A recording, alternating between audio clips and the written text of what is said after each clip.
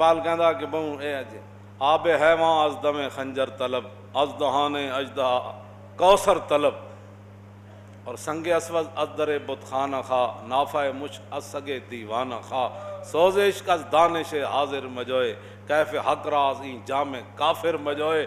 اقبال کہندا آب حیواں از دم خنجر طلب، کہندا تینوں چاقو یا چھری دی نوک تو ایسا پانی مل سکتا جس وجہ تو تینوں کدی موت نہیں آوے، اے ممکن ہے۔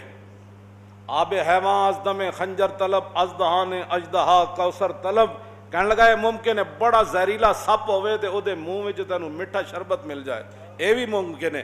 سنگ اسود از در بت خانہ خواہ، کہندا کسے بت خانے تو جائے تینوں کوئی پاکیزہ پتھر مل جائے، اے بھی ممکن ہے۔ اور نافع مشک از سگے دیوانہ خواہ، کہندا ہلکے کتے کولو پاگل کتے کولو تینوں کستوری دی خوشبو آ جائے، اے بھی ممکن ہے۔ لیکن سوز عشق از دانش حاضر مجوئے، کہندا جڑا کافراں تے یورپ تے فرنگیاں کولو متاثر ہے او دے کولو کدی بھی تینوں عشق رسول دی خوشبو نہیں آنے۔ ہن اقبال دے تے اعتبار کرو نا، ساڑی پگڑی دے تے تانوں اعتبار کوئی نہیں، چلو ساڑے تقریراں تے تانوں اعتبار کوئی نہیں، کیونکہ یہ بڑی ڈاڈیاں تقریراں کرنا، یہ بڑی جناب اے بڑا اینج کرنا، تو میں تے حضور دا خطبہ کہ اس واسطے اشتدت غضب، حضور دا غصہ اور جلال اور حتیٰ کانہ منذر جیش یقول سبحکم ومساکم۔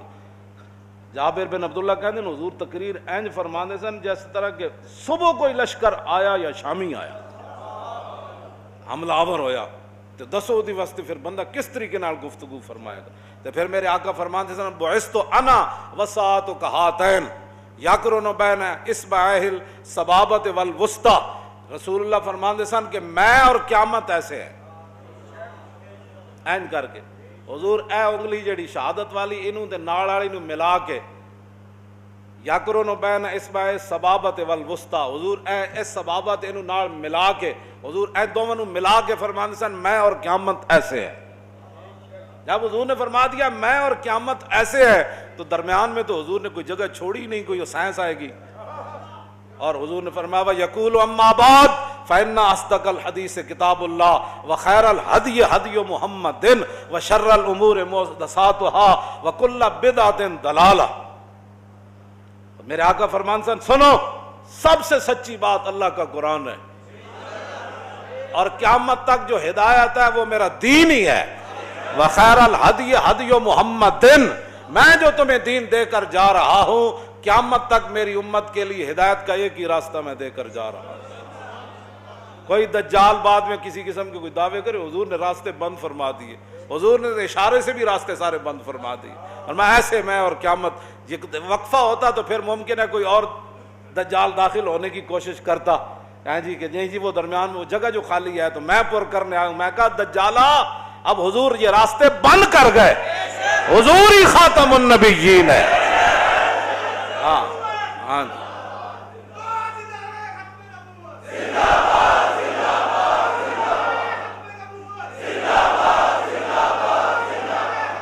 توجہ،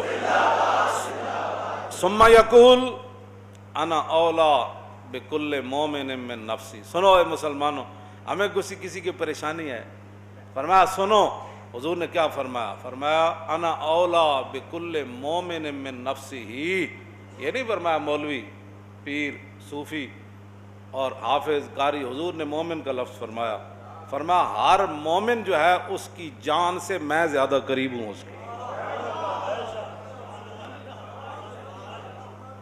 یہ خود حضور نے فرمایا۔ ہاں ایک تو قرآن میں ہے نا النبی اولیٰ بالمومنین من انفسہم، پھر حضور نے اسی کی وضاحت میں یہ فرمایا کہ انا اولیٰ بکل مومن من نفسی، تو پھر کیڑی پریشانی جدو حضور ساڑی جان نالوں بھی زیادہ قریباً۔ اذ لا فرق بین موتی و حیاتی فی مشاہدتی لامتی و معرفتی باحوال و نیات و عزائم و خواتر وذالک عنده جلی لا خفا بہ۔ پھر کیا مسئلہ ہے؟ وہاں مارے گئے، لٹے، کیوں لٹیا گیا؟ تیرا یقین نہیں کہ رسول اللہ تیری جان سے زیادہ قریب ہے تیرے؟ آگے میرے آقا نے کیا فرمایا، سنو جی ریاست مدینہ کا ایک قانون ذرا سنو، من ترک مالا فلورثتہ، حضور نے فرمایا جڑا مال چھوڑ کے مرے گا اس نے مال نہ سانو کوئی غرض نہیں، وارث جانن تے مال جانے۔ یہ ریاست مدینہ کیا؟ یہ نہیں حضور نے فرمایا ہم اتنا اسے ٹیکس وصول کر لیں گے، اتنا اس کو ہمیں دینا پڑے گا، اتنا ریاست کو دے. فرمایا من ترک مالن فلورثتی، وارث جانن یا مال جانے، ومن ترک دینن او دیان فالی وعلی. حضور نے فرمایا کہ جیڑا قرض چھوڑ کے مریا یا اپنے بچے چھوڑ کے مریا فالی وعلی، فرمایا قرض بھی ہمارے ذمے ہے اور بچوں کی کفالت بھی ہمارے ذمے ہے.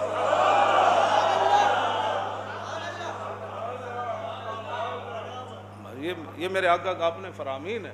اب ایسے ریاست مدینہ اگر کوئی جائے تو ہمیں بٹھاؤ، ہم بتائیں تو میرے ریاست مدینہ کیا ہے. ریاست مدینہ کے لیے جناب بڑی بڑے پورے بکرے نہیں تیار ہوندے. ہاں جدو حضرت اتبان بن مالک دی اکھاں کمزور ہو گئی نا، عرض کیتی حضور میرے گھر تشریف لیاؤ، میں ہن آ نہیں سکتا مسجد شریف وچ، تے اوتھے تسی نماز پڑھو تے میں اوتھے روز نماز پڑھیا کراں. اس تے میں باس کرنا ہی نہیں نہ انہاں باساں تو گل بہت اگے نکل گئی. لبیک نے نعرے نے پوری دنیا انج کر دیتی، کوئی منے یا نہ منے، منوانا تے ساڈے ذمے نہیں نا. ہاں لیکن لبیک نے نعرے نے ہر شے ہلائی ضرور ہے، ہر شے ہلی. اسمبلیاں بھی کی میرے قتل کے بعد اس نے جفا سے توبہ، آئے زود پشیماں کا پشیماں ہونا.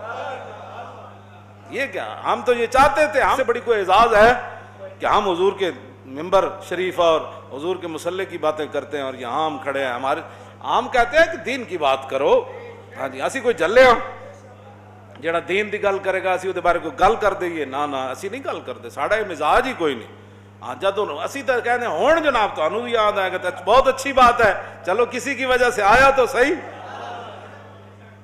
ہون اسمبلیاں تانوں یاد آیا، بہت اچھی بات ہے. سارے اسمبلی ممبر اٹھ کے سارے درود شریف پڑھیا کرو، تاجدار ختم نبوت کا نعرہ لا کے تقریر شروع کیتے کرو. تانوں کوئی مسئلہ ہے کیوں جی؟ جدوں بسم اللہ بھی تانوں سیدھی نہیں، بسم اللہ الرحمن الرحیم، یہ بسم اللہ ساڑھے کول سکھو، بسم اللہ الرحمن الرحیم، بسم اللہ الرحمن الرحیم. یہ کیا تقریر ہے؟ اچھی طرح اللہ کا نام لاؤ، شروع کرو بسم اللہ. حضور نے فرمایا ہر وہ کام جو بسم اللہ کے بغیر ہے وہ ابتر ہوتا ہے، کیوں جی؟ وہ دم کٹا ہوتا ہے، وہ بے برکت ہوتا ہے.